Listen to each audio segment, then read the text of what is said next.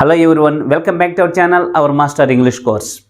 Previous videos లో could అంటే ఏంది, అది ఎలాంటి సందర్భంలో యూజ్ చేయాలి, అదే విధంగా stood అంటే ఏంది, వాటిని ఎలాంటి సందర్భంలో యూజ్ చేయాలి అనేది ఒక్కొక్క వీడియోని డీటెయిల్గా మీకు ఎక్స్ప్లెయిన్ చేయడం జరిగింది. అయితే వాటిని మీరు ఇండివిజువల్గా నేర్చుకున్నప్పటికీ వాటి యొక్క యూసేజ్లో మీకు కొంత కన్ఫ్యూజన్ అనేది ఉండవచ్చు. కాబట్టి ఈ మూడింటిని కలిపి ఒకే వీడియోలో వాటి యొక్క డిఫరెన్స్ని తెలియజేస్తూ మీకు ఎక్స్ప్లెయిన్ చేసినట్లయితే మీరు వాటి యొక్క డిఫరెన్సెస్ని బాగా తెలుసుకొని వాటిని స్పోకెన్ ఇంగ్లీష్లో బాగా యూజ్ చేసేదానికి అవకాశం ఉంటుందని చెప్పి ఈ వీడియోని మీకు చేయడం అనేది జరుగుతుంది. మీరు దీన్ని ఫస్ట్ నుంచి లాస్ట్ వరకు మీకు స్కిప్ చేయకుండా చూసినట్లయితే వీటి మధ్య ఉండే డిఫరెన్సెస్ మీకు బాగా అర్థమవుతుంది. అదేవిధంగా వీటిని నేర్చుకొని వీటిని స్పోకెన్ ఇంగ్లీష్లో యూజ్ చేసేదానికి అవకాశం ఉంటుందన్నమాట. కాబట్టి ఈ మూడింటి మధ్య ఉండే డిఫరెన్స్ ఎలా ఉంటుంది, మీరు ఏ విధంగా వీటిని అర్థం చేసుకుని యూజ్ చేయాలి అనేది ఈ వీడియోలో చూద్దాం.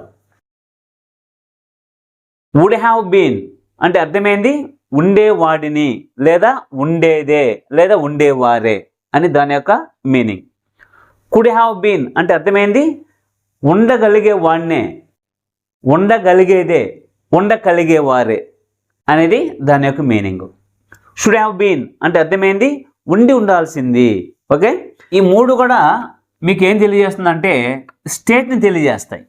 ఈ మూడు ఏం తెలియజేస్తాయి, స్టేట్ని తెలియజేస్తాయి, అంటే స్థితిని తెలియజేస్తాయి.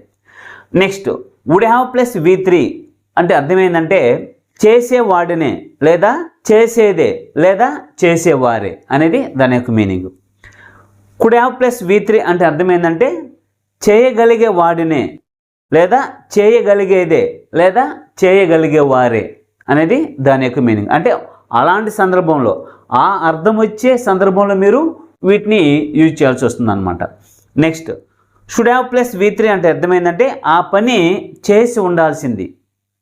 అర్థమవుతుందా, ఏదైనా నువ్వు అక్కడికి వెళ్ళి ఉండాల్సింది, నువ్వు ఆ పని చేసి ఉండాల్సింది అని చెప్పే సందర్భంలో మీరు ఈ స్ట్రక్చర్ని యూజ్ చేయాల్సి వస్తుంది. కాబట్టి వీటి యొక్క మీనింగ్స్ మీకు తెలుసు కాబట్టి వీటిని ఏ విధంగా యూజ్ చేయాలి, వీటి మధ్య డిఫరెన్స్ అనేది మీకు ఒకసారి డీటెయిల్గా ఎక్స్ప్లెయిన్ చేస్తాను.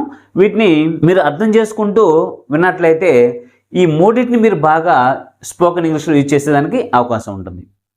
వుడ్ హ్యావ్ బీన్ అంటే అర్థమైందంటే ఏం చెప్పాను, ఉండేవాడినే లేదా ఉండేదే లేదా ఉండేవారే. అంటే బీన్ అంటే అర్థమైందంటే ఉండడం గురించి చెప్తుంది. ఎక్కడైనా సరే, ఇక్కడ కావచ్చు, ఇక్కడ కావచ్చు, ఇక్కడ కావచ్చు, ఏం చేస్తుంది, ఉండడం గురించి చెప్తుంది. మూడు కూడా ఉండడం గురించే చెప్తున్నాయి, కాకపోతే వీటి మధ్య డిఫరెన్స్ అనేది సందర్భం అనేది వేరే విధంగా ఉంటుంది అనమాట. ఫర్ ఎగ్జాంపుల్ వుడ్ హ్యావ్ బీన్తో ఒక సెంటెన్స్ చూద్దాం. She would have been there, ఆమె అక్కడ ఉండి ఉండేదే. ఇఫ్ షీ హ్యాడెంట్ బిజీ, ఆమె బిజీగా ఉండకపోతే. I would have been in the birthday party if they had invited me. వాళ్ళు నన్ను ఇన్వైట్ చేసి ఉండుంటే నేను ఆ బర్త్డే పార్టీలో ఉండేవాడిని. అర్థమవుతుందా? ఇప్పుడు ఈ మూడింటికి అంటే స్టేట్ని తెలియజేసే వాటికి అంటే బీన్తో ఉండే వాటికి ఒక్కొక్క ఎగ్జాంపుల్ని మీరు ఏ విధంగా ఫామ్ చేయొచ్చు, ఏ సందర్భంలో వీటిని యూజ్ చేయొచ్చు, ఎలాంటి మీనింగ్ ఇచ్చే విధంగా ఉంటుంది ఈ మూడు డిఫరెంట్గా అనేది ఇప్పుడు చూద్దాం ఒకసారి. ఓకే, ఇప్పుడు ఒక ఎగ్జాంపుల్ తీసుకొని ఈ 3 స్ట్రక్చర్స్లో వాటిని ఏ విధంగా చెప్పాలి, వాటి యొక్క మీనింగ్ ఏంది అనేది ఇప్పుడు చూద్దాం. ఫర్ ఎగ్జాంపుల్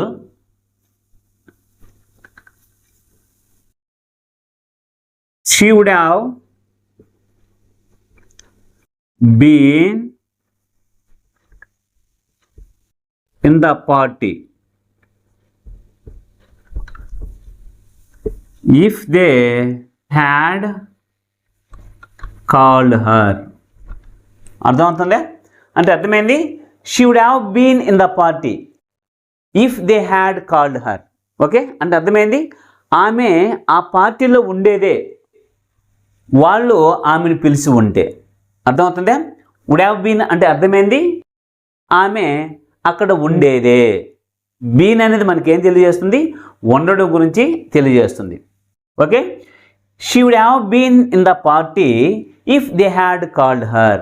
ఆమె ఆ పార్టీలో ఉండేదే వాళ్ళు ఆమెను పిలిచి ఉండుంటే అనేది దాని యొక్క మీనింగ్. కాబట్టి వుడ్ హ్యావ్ బీన్ ని ఉపయోగిస్తే దాని యొక్క మీనింగ్ ఎలా ఉంటుంది అనేది మీకు ఇప్పుడు అర్థమైంది. ఇప్పుడు కుడ్ హ్యావ్ బీన్ అనేది ఎలా ఉంటుందో చూద్దాం.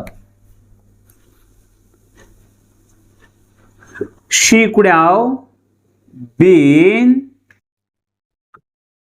In the party if they had called her. అంటే అర్థమైంది. She could have been in the party, ఇక్కడ వుడ్ హ్యావ్ బీన్, ఇక్కడ could have been. She could have been in the party if they had called her. అంటే అర్థమైందంటే ఆమె అక్కడ ఉండగలిగేదే. అర్థమవుతుందే. కుడ్ హ్యావ్ బీన్, కుడ్ అనేది మనకేం తెలుస్తుంది, కెన్ యొక్క పాస్ట్ ఫామ్ అనమాట. అంటే పాస్ట్ ఎబిలిటీని తెలియజేస్తుంది అనమాట. కుడ్ అనేది పాస్ట్ ఎబిలిటీని తెలియజేస్తుంది. కుడ్ అనేది కెన్ యొక్క పాస్ట్ ఫామ్, కుడ్ అనేది విల్ యొక్క పాస్ట్ ఫామ్. అక్కడ ఉండేదే అని చెప్పడానికి వుడ్ హ్యావ్ బీన్ని యూజ్ చేస్తాం. ఆమె అక్కడ ఉండగలిగేదే అంటే కుడ్ అనేది ఏం తెలియజేస్తుంది, పాస్ట్ ఎబిలిటీని తెలియజేస్తుంది. కాబట్టి she could have been in the party if they had called her. అంటే అర్థమైంది, ఆమె అక్కడ ఉండగలిగేదే వాళ్ళు ఆమెను పిలిచి ఉండుంటే. ఓకే, అర్థమవుతుందా. ఆమె ఆ పార్టీలో ఉండగలిగేదే వాళ్ళు ఆమెను పిలిచి ఉండుంటే. అర్థమవుతుందా. కుడ్ హ్యావ్ బీన్ అంటే అర్థమైంది, ఉండేదే అంటే ఆమె ఆ పార్టీలో ఉండేదే వాళ్ళు ఆమెను పిలిచి ఉండుంటే. దీని యొక్క మీనింగ్ ఏంది, ఆమె ఆ పార్టీలో ఉండగలిగేదే వాళ్ళు ఆమెను పిలిచి ఉండుంటే. ఓకే, ఇప్పుడు షుడ్ని చూద్దాం. She should have been in the party. She would have been in the party. ఆమె పార్టీలో ఉండాల్సింది, పార్టీలో ఉండాల్సింది. But somebody had stopped her. ఎవరు ఆమెని ఆపారు. అర్థమవుతుందా. ఈ విధంగా చెప్పడానికి మీరు ఈ 3 స్ట్రక్చర్స్ని యూజ్ చేయాలి. అర్థమవుతుందా. వుడ్ హ్యావ్ బీన్ అంటే అర్థమైంది, ఆమె అక్కడ ఉండుండేదే, ఆమె అక్కడ ఉండుండేదే వాళ్ళు ఆమెను పిలిచి ఉండుంటే. అర్థమవుతుందా. ఉండుండేదే లేదా ఉండేదే, ఇప్పుడు వాళ్ళు ఆమెను పిలిచి ఉండుంటే. అర్థమవుతుందా. నెక్స్ట్ రెండోది ఏం చెప్తుంది, ఆమె ఆ పార్టీలో ఉండగలిగేదే వాళ్ళు ఆమెను పిలిచి ఉండుంటే. అర్థమవుతుందా. Next she would have been in the party అంటే ఆమె ఆ పార్టీలో ఉండాల్సింది. But somebody had stopped her. ఎవరు ఆమెని ఆపారు, కాబట్టి ఆ పార్టీలో ఆమె లేదు. ఇలాంటి సందర్భంలో ఈ మూడింటిని మీరు యూజ్ చేయాలి. మీరేం చేస్తారంటే ఇంకొక 2 ఎగ్జాంపుల్స్ తీసుకొని మీరు ఇదే విధంగా ఈ 3 స్ట్రక్చర్స్లో వాటిని చేంజ్ చేస్తూ నేర్చుకున్నట్లయితే లేదా ప్రాక్టీస్ చేసినట్లయితే ఇవి మీకు బాగా అర్థమవుతాయి. మీరు ఈజీగా కూడా స్పోకెన్ ఇంగ్లీష్లో యూజ్ చేసేదానికి అవకాశం ఉంటుంది. అర్థమవుతుందా. ఈ మూడింటిని ఏ సందర్భంలో యూజ్ చేయాలనేది మీకు ఒక క్లియర్ ఐడియా వచ్చినట్టే. అర్థమవుతుందా. ఎలా అంటే వుడ్ హ్యావ్ బీన్ అంటే అర్థమైంది, ఉండేవాడే లేదా ఉండేదే లేదా ఉండేవారే. They would have been there, వాళ్ళు అక్కడ ఉండేవాళ్లే. They could have been there, వాళ్ళు అక్కడ ఉండగలిగే వాళ్ళే. They should have been there, వాళ్ళు అక్కడ ఉండాల్సింది. అర్థమవుతుందే. ఈ 3 ఫార్మాట్స్ మీరు గుర్తుపెట్టుకొని ఇంకొక ఎగ్జాంపుల్ని లేదా ఒక 2 ఎగ్జాంపుల్స్ని తీసుకొని మీరు ప్రాక్టీస్ చేసినట్లయితే మీకు ఈజీగా వస్తుంది. మీరు ఈజీగా కూడా స్పోకెన్ ఇంగ్లీష్లో యూజ్ చేసేదానికి అవకాశం ఉంటుంది అన్నమాట. ఇప్పుడు ఈ బీన్ ప్లేస్లో V3 ఫామ్ని యూజ్ చేస్తే ఎలా ఉంటుంది అనేది చూద్దాం. ఈ బీన్ ప్లేస్లో V3 ఫామ్ యూజ్ చేస్తే ఎలా ఉంటుంది అనేది చూద్దాం. సేమ్ ఎగ్జాంపుల్ తీసుకుందాం. దీన్ని ఏ విధంగా రాయాలనేది చూద్దాం. She would have been in the party if they had called her. ఇక్కడ బీన్ ప్లేస్లో మీరు ఏం చేయాలంటే ఒక V3 ఫామ్ని యూజ్ చేస్తే సరిపోతుంది. ఇప్పుడు ఇక్కడ కమ్ అనేది యూజ్ చేస్తాం. కమ్ అనేది V3 form. Come came come కాబట్టి V3 form. She would have come to the party if they had invited her. అంటే అర్థమైంది, ఆమె పార్టీకి వచ్చుండేదే if they had invited her. ఇక్కడ బీన్ అంటే అర్థమైంది ఉండేదే అనే దాని గురించి చెప్తాను. కమ్ ఎందుకు యూజ్ చేసాము? V3 have plus V3. Okay, ఇక్కడ బీన్ ప్లేస్లో బీన్ ఉంటే ఉండడం గురించి చెప్తుంది. అదే బీన్ ప్లేస్లో V3 ఉంటే ఆ పని చేయడం గురించి చెప్తుంది అన్నమాట. అర్థమవుతుందా? కాబట్టి she would have come to the party if they had invited her. వాళ్ళు ఆమెని పిలిచి ఉండుంటే ఆమె పార్టీకి వచ్చుండేదే అనేది దాని యొక్క మీనింగ్. ఇక్కడ she could have come to the party, could have come to the party if they had invited her. అంటే అర్థమైంది ఆమె పార్టీకి వచ్చి ఉండగలిగేదే వాళ్ళు ఆమెని పిలిచి ఉండుంటే. పార్టీకి వచ్చి ఉండగలిగేదే అంటే ఎబిలిటీని తెలియజేస్తుంది అనమాట. ఇది కుడ్ హ్యావ్ ప్లస్ V3 అనేది ఏం చేస్తుంది? ఎబిలిటీని తెలియజేస్తుంది. కాబట్టి she could have come to the party if they had invited her. ఆమె పార్టీకి వచ్చి ఉండగలిగేదే వాళ్ళు ఆమెని పార్టీకి పిలిచి ఉండుంటే అనేది దీని యొక్క meaning. She should have been, ఈ బీన్ ప్లేస్లో ఏం చేద్దాం? కమ్ని యూజ్ చేద్దాం. Come to the. Okay, she should have come to the party. ఆమె పార్టీకి వచ్చి ఉండాల్సింది కానీ ఏదో పని నుండి రాలేకపోయింది. అర్థమవుతుందా? ఈ మూడింటి మధ్య డిఫరెన్స్ మీకు అర్థమవుతుందా? She would have come to the party, ఆమె పార్టీకి వచ్చుండేదే. ఎప్పుడు? వాళ్ళు ఆమెను పిలుస్తుంటే పార్టీకి వచ్చుండేదే. Okay, next she would have come to the party, ఆమె ఆ పార్టీకి వచ్చి ఉండగలిగేదే అంటే ఎబిలిటీని తెలియజేస్తున్నాం.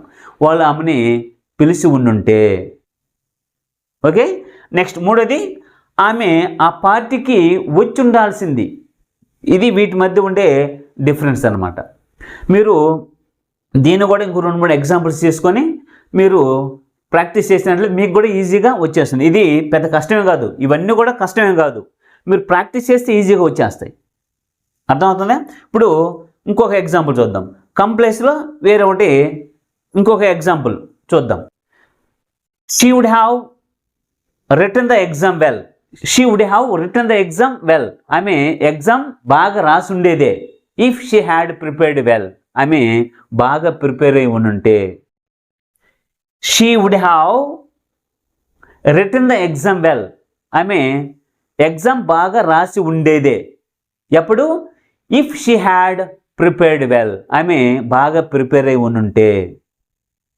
అర్థమవుతుందా? ఇప్పుడు she could have written the exam well if she had prepared well, ఆమె ఎగ్జామ్ బాగా రాసి ఉండగలిగేదే. ఎప్పుడు? ఆమె బాగా ప్రిపేర్ అయి ఉండుంటే. అర్థమవుతుందా? దీని కాడికి వస్తే she should have written the exam well, ఆమె ఎగ్జామ్ బాగా రాసి ఉండాల్సింది, ఆమె బాగా ప్రిపేర్ అవ్వాలి. అర్థమవుతుందా? మీరు ఏ యాక్షన్ తీసుకోవచ్చు, ఏ యాక్షన్ తీసుకొని ఇక్కడ V3 ఫామ్లో యూజ్ చేయడమే. ఇక్కడ ఏం చేసాం? She would have written write wrote written అంటే V3 ఫామ్ని యూజ్ చేస్తున్నాం. She would have written the exam well, ఆమె ఎగ్జామ్ బాగా రాసి ఉండేదే, ఆమె బాగా ప్రిపేర్ అయి ఉంటే. She could have written the exam well, ఆమె ఎగ్జామ్ బాగా రాసి ఉండగలిగేదే, ఆమె బాగా ప్రిపేర్ అయి ఉంటే. She should have written the exam well, ఆమె ఎగ్జామ్ బాగా రాసి ఉండాల్సింది కానీ రాయలేదు. అది వీటి మధ్య డిఫరెన్స్. వీటి మధ్య డిఫరెన్స్ మీరు బాగా అర్థం చేసుకోండి. మీకు ఈజీగా వీటిని స్పోకెన్ ఇంగ్లీష్లో యూజ్ చేసేదానికి అవకాశం ఉంటుంది. ఈ వీడియోలో మీకు చెప్పిన 6 స్ట్రక్చర్స్ ఉన్నాయన్నమాట. ఏవేవి? Would have been, could have been, should have been. Would have plus V3, could have plus V3, should have plus V3. ఈ 6 స్ట్రక్చర్స్కి మీరు 2-3 ఎగ్జాంపుల్స్ తీసుకొని ఈ 6 స్ట్రక్చర్లకి చేంజ్ చేసినట్లయితే మీకు ఇంకా పర్ఫెక్షన్ వచ్చేదానికి, మీరు ఇంకా బాగా నేర్చుకొని స్పోకన్లో మాట్లాడడానికి ఈజీగా ఉంటుందన్నమాట. ఈ వీడియోకి ఈ 6 స్ట్రక్చర్స్ని బాగా నేర్చుకోండి. నెక్స్ట్ వీడియోలో ఇంకొక డిఫరెంట్ టాపిక్ గురించి డీటెయిల్గా నేర్చుకుందాం. Thank you for watching. See later in the next video. Detailed grammar videos కోసం ఛానల్ని సబ్స్క్రైబ్ చేసి బెల్ ఐకాన్ని క్లిక్ చేసి ఆల్ అనే ఆప్షన్ని సెలెక్ట్ చేసుకుంటే మేము పెట్టే వీడియోస్ అన్నీ మీకు ముందుగా నోటిఫికేషన్ ద్వారా వస్తాయి. వీడియో నచ్చితే లైక్ చేయండి, మీ ఫ్రెండ్స్ అందరికీ షేర్ చేయండి. మీకు ఏమన్నా డౌట్స్ ఉంటే కామెంట్ సెక్షన్లో కామెంట్ చేయండి. Thank you for watching.